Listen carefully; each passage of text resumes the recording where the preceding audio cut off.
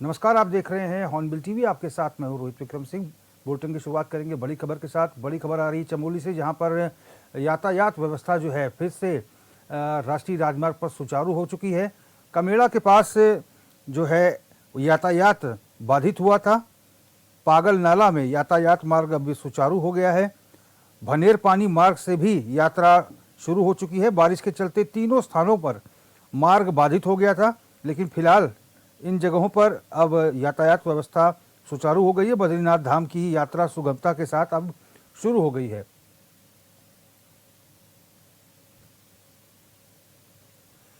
संजय कुंवर हमारे संवाददाता ज्यादा जानकारी के साथ फोन लाइन पर जुड़ गए हैं। संजय, ये तीनों मार्ग बंद थे, अब कितनी मशक्कत लगी इन्हें खोलने में?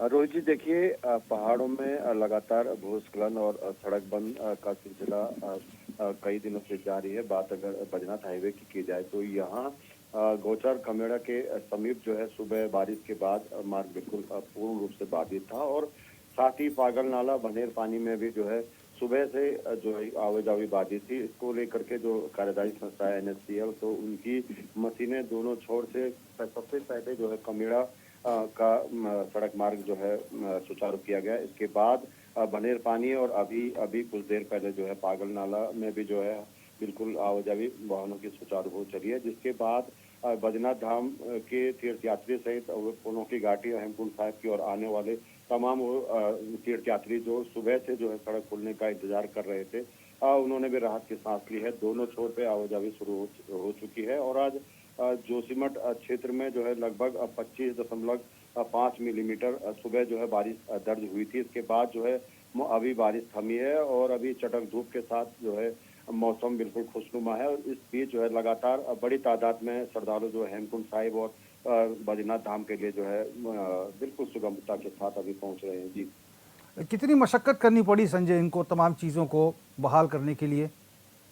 देखिए, सबसे बड़ी दिक्कत जो है ये जो भनेर पानी बिल्कुल एक नासूर बन चुका है नेशनल हाईवे जिला प्रशासन के लिए भी, और जो संबंधित कार्यदायी संस्था है, क्योंकि लगातार छोटी सी बारिश के बाद भी जो है ऊपर से बोल्डर गिरने शुरू हो जा रहे हैं। पीपलकोटी के समीप ये बनेर पानी जो है, अगर इसका पूर्ण रूप से अगर ट्रीटमेंट नहीं किया जाता तो आने वाले समय में जो ये सिरोबगढ़ जो है, दूसरा सिरोबगढ़ जो है, ये जो होने की तैयारी पे है, क्योंकि लगातार जो है मशीनरी यहाँ पे काम कर रही है, लेकिन कहीं न कहीं जो टेक्निकल स्टाफ है, जो मशीन चलाने वाले ऑपरेटर हैं, जो मैन पावर यहाँ पे काम करती है, तो उन्हें भी काम करते वक्त खतरा बना रहता है, क्योंकि बिल्कुल खड़ी पहाड़ी से बोल्डर गिरते हैं, मलबा गिरता है, तो यात्रियों को ही नहीं बल्कि जो मार्ग खोलने वाले जो स्टाफ है, कर्मचारी हैं, टेक्नीशियन है, उनको भी लगातार खतरा जो है ये भनेर पानी में बना रहता है। तो सबसे पहली जरूरत जो है ये भनेर पानी पीपलकोटी का जो स्थायी ट्रीटमेंट कराने की है। इसके बाद पागल नाला और ये जो कमेड़ा में जो लगातार भूस्खलन हो रहा, तो इसको लेकर के भी जिला प्रशासन को आने वाले सीजन के लिए कुछ करना पड़ेगा, क्योंकि अभी देखिए 1 घंटे 2 घंटे के बाद जो है मार्ग सुचारू हो जाता है, क्योंकि सावन भादो का महीना चल रहा है, तो इस दौरान आवाजाही हो जाती है, लेकिन इसका पूर्ण इलाज होना बहुत जरूरी है, क्योंकि इससे पूरे 4 धाम की यात्रा जो है बार बार प्रभावित हो रही है। तो ये देखना होगा कि जो ये 2-3 जो डेंजर जोन है, इस पे जो है पूर्णतः जो है काम हो। जी, ठीक है संजय, बहुत महत्वपूर्ण जानकारी दी आपने। बहुत बहुत धन्यवाद आपका तमाम जानकारी के लिए। और खबरों में बढ़ेंगे आगे। देश भर में जन्माष्टमी का पर्व धूमधाम के साथ मनाया जा रहा है। इस मौके पर सीएम धामी ने भी देश और प्रदेशवासियों को शुभकामनाएं दी हैं। ओम नमो भगवते वासुदेवाय। आप सभी को श्री कृष्ण जन्माष्टमी की अनेकानेक शुभकामनाएं। मानवता, धर्म और ज्ञान के प्रतीक तथा संपूर्ण संसार को भक्ति, ज्ञान और कर्म का मार्ग दिखाने वाले भगवान विष्णु के अवतार श्री कृष्ण के जन्मोत्सव कृष्ण जन्माष्टमी के इस पावन अवसर पर आपके जीवन में सुख, शांति और समृद्धि का वास हो, यही मेरी परमपिता परमेश्वर से प्रार्थना है। एक बार पुनः आप सभी को श्री कृष्ण जन्माष्टमी की अनेकों शुभकामनाएं। अभी हाल ही में धराली में हुई आपदा को लेकर सीएम धामी ने इसे बेहद दुर्भाग्यपूर्ण बताया है। उन्होंने कहा कि केंद्र सरकार, राज्य सरकार और सभी एजेंसियों के संयुक्त प्रयासों से राहत और बचाव कार्य तेजी से आगे बढ़ाए जा रहे हैं। सेना, ITBP, NDRF और SDRF की टीमें मौके पर तैनात हैं और समाजसेवी संगठनों के सहयोग से प्रभावित लोगों को हर संभव सहायता भी दी जा रही है। बिजली की आपूर्ति बहाल कर दी गई है, जबकि मोबाइल नेटवर्क भी आंशिक रूप से शुरू हो गया है।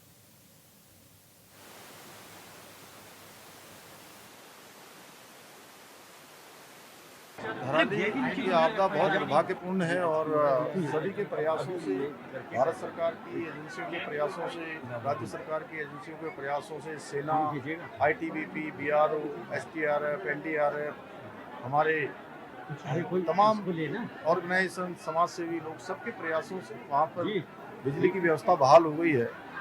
मोबाइल नेटवर्क ठीक हो गया है, बैली ब्रिज का निर्माण हो चुका है और मशीनें वहाँ पर पहुँच गई हैं, वहाँ पर काम चल रहा है और जैसे ही बड़ी मशीनें वहाँ पहुँचेंगी तो और तेज़ी से काम चलेगा। आज जो आपदा पीड़ित लोग हैं उनके लिए राशन इत्यादि की व्यवस्था भी वहाँ पर हो चुकी है, कपड़ों की व्यवस्था हो चुकी है। सभी प्रकार से उनको रेस्क्यू किया जाना था, रेस्क्यू किया जा चुका है। हमारा प्रयास जल्दी से जल्दी वहाँ सड़क पहुँचे। मौसम के चुनौती के कारण से सड़क पहुँचने में थोड़ा अभी विलम्ब हो रहा है, लेकिन जैसे ही सड़क पहुँचता है तो और ज़्यादा तेज अभियान।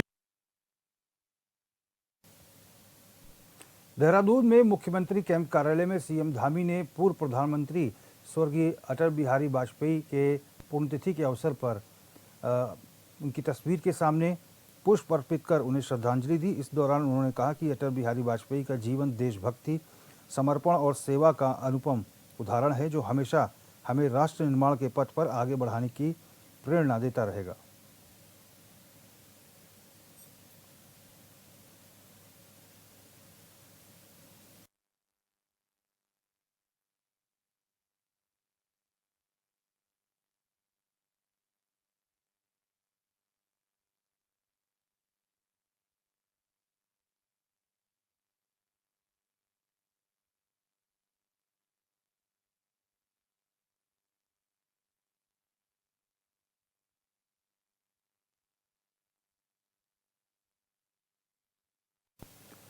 तिलक लाइब्रेरी प्रांगण में भारत रत्न पूर्व प्रधानमंत्री स्वर्गीय अटल बिहारी वाजपेयी के पुण्यतिथि के अवसर पर बीजेपी ने एक श्रद्धांजलि सभा का आयोजन किया, जहां पर तमाम लोगों ने पूर्व प्रधानमंत्री स्वर्गीय अटल बिहारी वाजपेयी को अपने श्रद्धा सुमन अर्पित किया और उनकी पुण्यतिथि के अवसर पर उनको याद किया गया।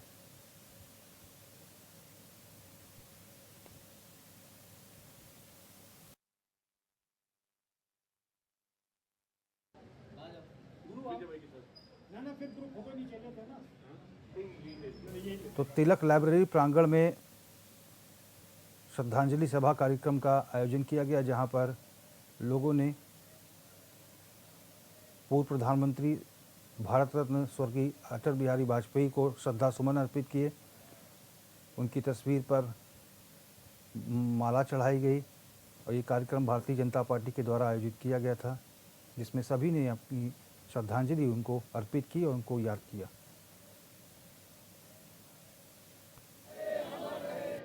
देखिए, भारत रत्न मोदी हमारे श्रद्धेय अटल बिहारी वाजपेयी जी भारत रत्न होने के साथ साथ हमारे लिए प्रेरणादायक है।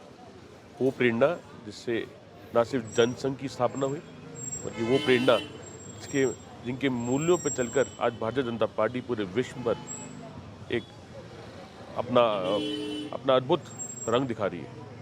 और अटल बिहारी जी की जो योगदान रहे, उनको अगर हम याद करें तो न सिर्फ वो कारगिल वॉर में उनका योगदान था, परमाणु परीक्षण में उनका जो विशेष योगदान था, जिससे हमारा राष्ट्र पूरे विश्व भर में परमाणु ताकत बना, मोबाइल क्रांति को लाने का जो उनका योगदान रहा, खासकर सड़क निर्माण, पूरे देश भर में जो आज सड़कों का निर्माण हो रहा है या जो होता आया है, वो उन्हीं की सोच थी। ग्रामीण सड़क योजना, बीमा योजना जैसे अनेक ऐसी योजना उन्होंने लाई, जिससे आम आदमी का, आम जनमानस का, भारत में जिनकी अनदेखी होती थी, उनका भला हुआ। हम ऐसी शख्सियत को श्रद्धांजलि के सुमन अर्पित करते हुए कामना करते हैं कि उनके दिखाए हुए रास्ते पर हम चलें और न सिर्फ अपने राष्ट्र को आगे बढ़ाएं, बल्कि विश्व में भी भारत को अव्वल नंबर के पटल पर। कैबिनेट मंत्री गणेश जोशी ने कहा कि अग्निवीर भर्ती योजना को लेकर प्रदेश सरकार ने एक महत्वपूर्ण निर्णय लिया है। उन्होंने मुख्यमंत्री पुष्कर सिंह धामी का आभार जताते हुए कहा कि उन्होंने कैबिनेट में प्रस्ताव पारित किया गया कि सभी दर्जाधारी कर्मियों को भर्ती प्रक्रिया में 10% आरक्षण का लाभ मिलेगा, साथ ही उनकी आयु सीमा में भी राहत दी जाएगी। मंत्री गणेश जोशी ने स्पष्ट किया कि जिन वर्दीधारियों की 7 साल की सेवा हो चुकी है उन्हें विशेष छूट प्रदान की जाएगी ताकि वे भी इस योजना का पूरा लाभ उठा सकें।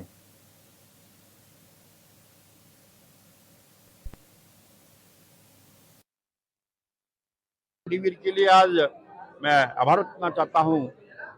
माननीय मुख्यमंत्री जी का कैबिनेट में हमने ये पास किया है, जितने भी हमारे वर्दीधारी, जहाँ चाहे होमगार्ड हो, चाहे पीआरडी हो, जितने भी जहाँ वर्दीधारी, चाहे पुलिस हो, हम उनको 10% जो है आरक्षण देंगे और उसमें आयु सीमा में जो उनकी 5 या 7 साल की सर्विस होगी उसको कम किया जाएगा। मैं इसके लिए मुख्यमंत्री जी का आभार रखता हूं।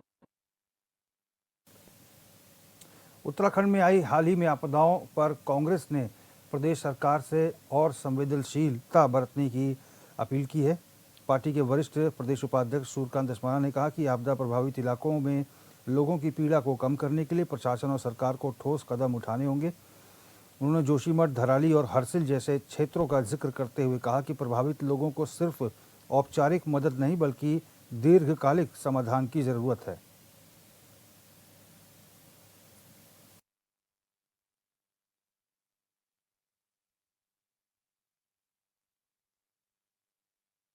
इसका कारण यह है कि आपदाओं की आदत पड़ गई है प्रदेश को, यहाँ के अधिकारियों को, यहाँ के नेताओं को। उनके लिए संख्या कोई मायने नहीं रखती। 1 मरे, 100 मरे, 1000 मरे, उनका कोई भावनात्मक लगाव इन संख्या से नहीं है। जिनके घरों में जान जाती है, जिनके घरों में लोग मरते हैं, जिनके घरों में लोग जो तबाह हो जाते हैं, जिनका सब कुछ लूट जाता है, वो पीड़ा में कराहते रहते हैं। सरकारों को कोई लेना देना नहीं। रैनी में हुआ, 4 दिन, 6 दिन, 10 दिन अखबारों में छपा, चैनल में चला, लोगों ने आंसू बहाए, लोग गए, उसके बाद लोग रैनी भूल गए। इसी प्रकार से जोशीमठ धसा, जोशीमठ में मकान टूटे, होटल टूटे, लोगों का कारोबार तबाह हुआ। 10 दिन, 20 दिन, 1 महीना चला, उसके बाद लोग भूल गए। हमने 1991 की भूकंप देखा है उत्तरकाशी का, हमने उस 1999 का टिहरी का, रुद्रप्रयाग का और चमोली का भूकंप देखा है।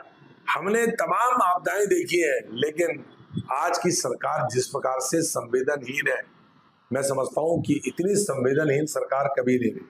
अब आपके सामने इतना बड़ा धराली का मामला है। धराली में मैं पूछना चाहता हूं, भाजपा के प्रदेश अध्यक्ष वो देहरादून में बैठ करके जिला पंचायतों को खरीदते रहे, क्षेत्र पंचायतों की जोड़ तोड़ करते रहे। एक बार भी क्या भारतीय जनता पार्टी का कोई जिम्मेदार पदाधिकारी थराली गया? आगे बढ़ेंगे। पंचायत चुनाव में जीत पर जश्न मनाने को लेकर बीजेपी प्रदेश महामंत्री आदित्य कोठारी ने कहा कि प्रदेश नेतृत्व और सीएम धामी ने पहले ही सभी विजयी प्रत्याशियों को संकेत दिए थे कि हाल ही में आई आपदा के वजह से जश्न को सादगी से मनाया जाए।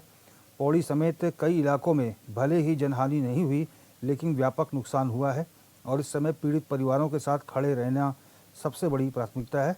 उन्होंने कांग्रेस पर निशाना साधते हुए कहा कि आपदा के बीच आतिशबाजी और जश्न मनाना उनकी अपरिपक्वता को दर्शाता है।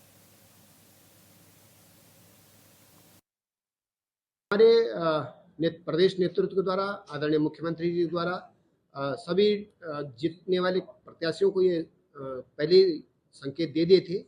ये लगभग सबसे अपेक्षा की थी कि हमारे प्रदेश में धराली में आपदा आई है, पौड़ी में आपदा आई है, अनेक स्थानों पर कई जगह जो है बड़ा नुकसान हुआ है, जनहानि भी हुई है। तो हम लोग जीत की खुशी को एक सादगी के साथ में मनाएं और हम लोग जो है जीत की खुशी मनाने के लिए तो हमारे पास बहुत सारे मौके हैं, लेकिन जो आपदा का समय है, इस आपदा के समय में हमको उन पीड़ित परिवारों के साथ में खड़ा रहना है, उनके प्रति अपनी संवेदनाएं व्यक्त करनी है। और कांग्रेस पार्टी ने जिस तरह से ये जश्न मनाया है, आतिशबाजी की है, होलियां खिली गई हैं, ये उनकी अपरिपक्वता है।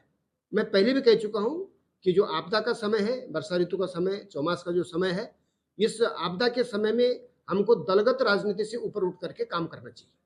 हमारे लिए प्रदेश पहले है और दल बाद में है, राष्ट्र पहले है, राजनीति बाद में है। और यही मैं अपेक्षा करता हूं, अपील भी करता हूं कि सभी राजनीतिक दलों को इसका अनुपालन भी करना चाहिए।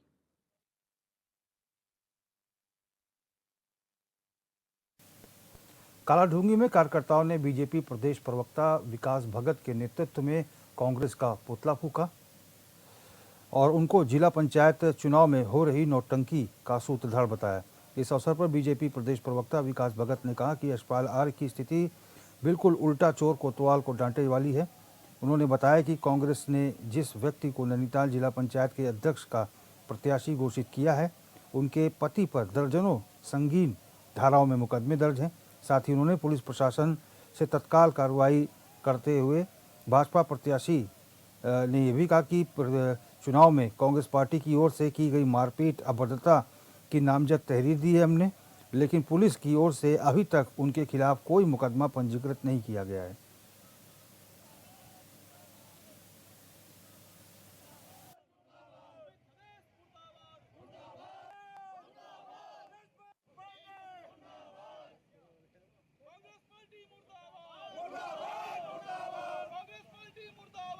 चुनाव के संदर्भ में आज हमने यहाँ कांग्रेस का पुतला दहन किया है। कांग्रेस की स्थिति उल्टा चोर कोतवाल को डांटे वाली है। कांग्रेस जब त्रिस्तरीय पंचायत चुनाव के परिणाम आए तो उन्होंने हमारे भारतीय जनता पार्टी के जो कार्यकर्ता जिला पंचायत सदस्य के चुनाव में विजयी हुए थे उनका अपहरण कर लिया और अपहरण करने के बाद उनके सर्टिफिकेट को अपने पास रख लिया और उन पर दबाव डाला कि वो कांग्रेस को वोट दें। जब कल परसों जब मतदान की स्थिति थी, मतदान के वक्त कांग्रेस ने हमारे जिला पंचायत सदस्यों को छुपा कर रखा था और जब उन्होंने भागना चाहा तो वहाँ उन्होंने उनको मारपीट की स्थिति उत्पन्न की। कांग्रेस की स्थिति बिल्कुल स्पष्ट है कि कांग्रेस इस चुनाव को हार रही थी, इसलिए कांग्रेस ने हमारे जिला पंचायत सदस्यों का अपहरण किया। बिल्कुल ठीक वैसे ही जैसे कोटाबाग ब्लॉक के अंदर कांग्रेस के द्वारा अयोध्या से भारतीय जनता पार्टी का एक क्षेत्र पंचायत सदस्य का अपहरण किया गया और अपहरण करने के बाद उसको तरह तरह की प्रताड़ना दी गई। मैं यह स्पष्ट रूप से कहना चाहता हूं कि कांग्रेस के नेता श्री यशपाल आर्य जी, सुमित हृदय जी इस षड्यंत्र के सूत्रधार हैं और जनता उनके इस षड्यंत्र का जवाब 2027 में देगी। अभी जो पंचायत चुनाव निपटे हैं, आपने देखा कि किस प्रकार से कांग्रेस ने लोकतंत्र की हत्या करी और उसके बाद सारा दोष भारतीय जनता पार्टी पर डाला। अगर मैं कोटाबाग की स्थिति बताऊं, मेरी पत्नी भाजपा से यहाँ ब्लॉक प्रमुख का चुनाव लड़ रही थी तो उनने अयोध्या से, आप सभी लोगों को पता है कि हमारा एक बीडीसी मेंबर चुरा लिया और आप लोगों को ये भी पता है कि उसे वोट तक नहीं डालने दिया गया, लेकिन जैसी कर रही वैसी भरनी।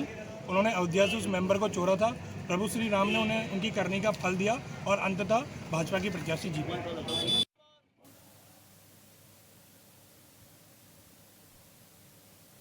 बाजपुर में नवनिर्वाचित ब्लॉक प्रमुख सुखमन कौर औलख को बधाई देने के लिए कई लोग उनके आवास पर पहुंचे। इस मौके पर सुखमन कौर ने कहा कि हम लोग विकास के लिए काम करेंगे और हम राजनीतिक परिवार से हैं। पूर्व में भी हमारे ससुर जी बाजपुर में ब्लॉक प्रमुख रहे, उनके कार्यों का प्रतिफल हमें आज मिला है। साथ ही कांग्रेस नेता जोरावर सिंह ने कहा कि क्षेत्र के विकास में कोई कमी आने नहीं दी जाएगी और बजट के अनुसार क्षेत्र में विकास कार्य किए जाएंगे।